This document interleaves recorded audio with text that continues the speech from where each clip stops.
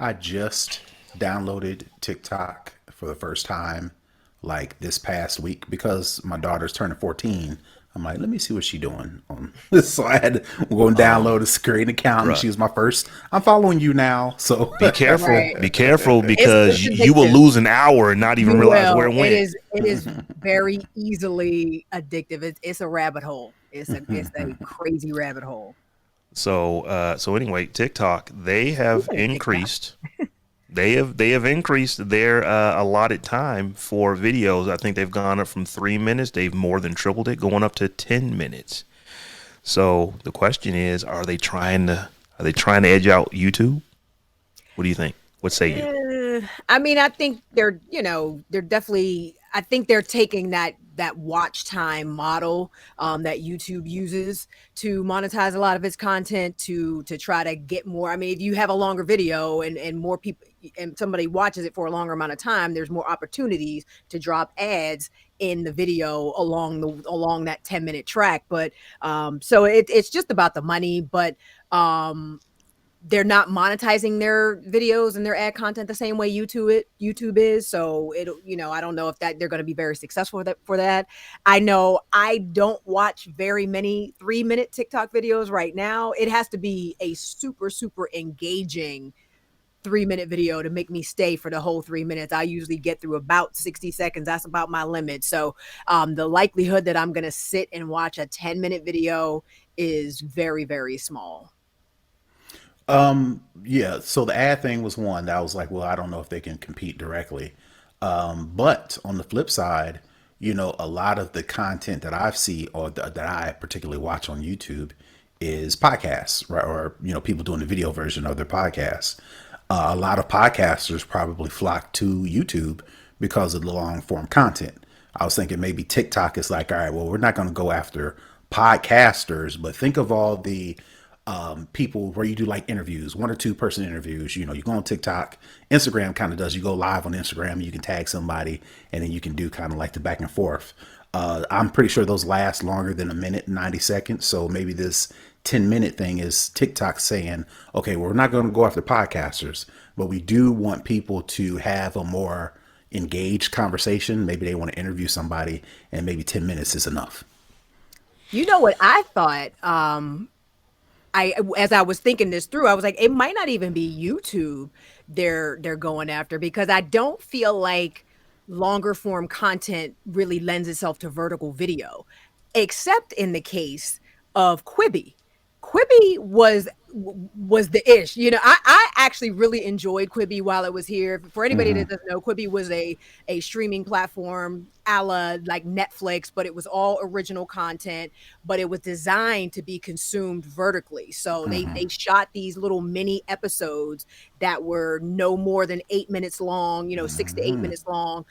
There was a really good documentary series about LeBron James' promise school in Ohio. There was comedies, there were podcasts. Like it was good content. It was very good, It highly was produced very good content. content. And I feel like I could see TikTok going in that direction with these videos, because I can't see any other reason I would watch a 10-minute vertical video unless it was going to be some very highly produced content. Right, So, right. so you're in my head, Stephanie, because I was even going to say Quibi. We did not have that in the notes, so we both came to that independently. So I was Mhm. going to say they might have some room there, and I think they for a do. couple of reasons, I think they have room. Quibi had the issue that they came out, had the content, they didn't have the people. They were trying to build the people, and that type of content is very expensive, and they just weren't able to keep up with it. Mhm. TikTok already has the people. It's already Right. the number one most visited website on the internet. So that's not an issue. So if they get the right type of content out there, they probably They can will make have that the work. audience. Yep. But I think that they are probably going after YouTube is a strong statement. I don't want to say that they're going after YouTube, but I won't be shocked if the 10-minute stuff works, if they actually give you the ability to turn your phone sideways and start actually doing video in landscape mode, It would or have even to. Yeah. Or even doing that, because the reason is that, as I said, I think it was last year, the first time it was in February that they actually surpassed Google, and then it was like they were in front of Google consistently, by August, and ended up being the number one site in the world last year. That's all generally on 60-second to 3-minute videos. Yeah. So it's kind of like, one of the things that they're saying is that a lot of the TikTok stars, they have to go to other places to do longer form content, and a lot of them are. So it's like so we have you here and you've built up this platform, but because we're not offering you the ability to do vlog style content, you now have to go to our biggest competitor. Why not set it up so that you can actually create that content here? So my questions that I would see coming from TikTok, would they give another channel? Would they give another another way to go look at this? TikTok Premium, where you add another little subscription level for this longer content, because you're going to lose so many people if you insert these long videos into folks' feed. I don't want to see them. I mean, you're going to see that scroll rate go. No one's going to watch in feed 10-minute videos on TikTok. That's just not what I go to that platform for. And I don't know that they're going to be able to change a billion people's minds about why they go to that platform to consume content. But a TikTok Premium with Quibi like quality content, that could work. That could work. I would push back against the only thing TikTok going towards trying to get people to do the not long form, but the horizontal video, or vertical. Is it horizontal? Yeah. They're doing vertical now. Yeah. It's vertical only now. Yeah, I think that is long gone. I can't remember a time.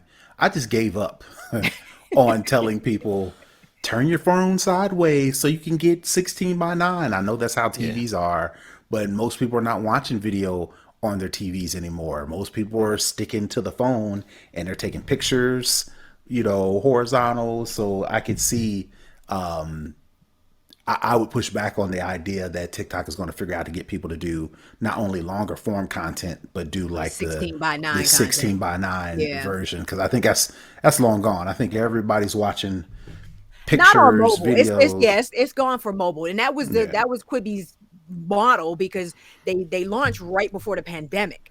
And their whole idea was that this is what people will watch while they're on a train on the way to work, or on the bus, or in transit somewhere. They'll watch this, and that's how people consume videos vertically. So, COVID kind of put the kibosh on that. But I agree that, mobile first is not going to be some 16:9. Even though I do still turn my phone to watch YouTube videos and stuff like that, I don't think TikTok is going to be able to make that work.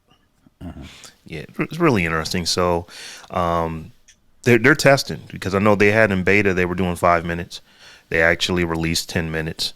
So they want to see. So at the end of the day, they're going to need to pay their creators better if they think they're going to get any of this kind of content. That is a whole different conversation. Have to pay creators better, because YouTube is given a 60-40 split at the moment, and TikTok is nowhere near that. So you're not getting creators to come off YouTube, right, and to put the effort into creating a 10-minute. Like, it sounds like a little bit, 10 minutes, but a 10-minute video is a lot of content and effort. So to get me to create that much content for you on a regular, consistent basis, you're gonna have to come up off some cash. And see, so that's another good point, because I wasn't thinking that they were trying necessarily to get people to come from YouTube and do stuff over here. I think that they're trying to keep people that are over here from going over to YouTube and doing stuff there.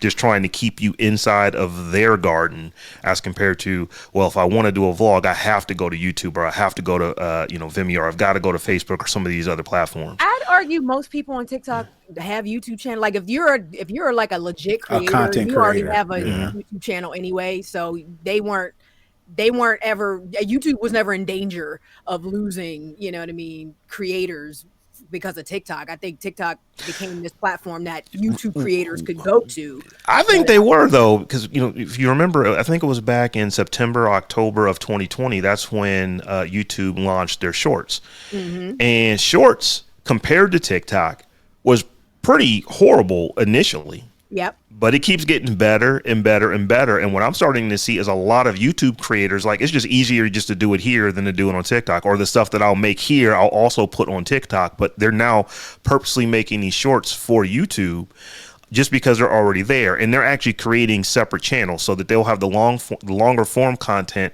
in one channel, and then they'll have their shorts in another channel, just so that they're not, jacking up their algorithm, and their reach and all that kind of stuff, watch time, all those metrics. So that's what has me thinking. It's like, okay, well, YouTube, you started making this move a couple years ago. Now here's our move. We're gonna move more into your area, and just Right. And like I said, because it's definitely that back and forth competition that they all just cannibalize each other's best features. But I would still say YouTube's probably pretty safe at this point for the so moment.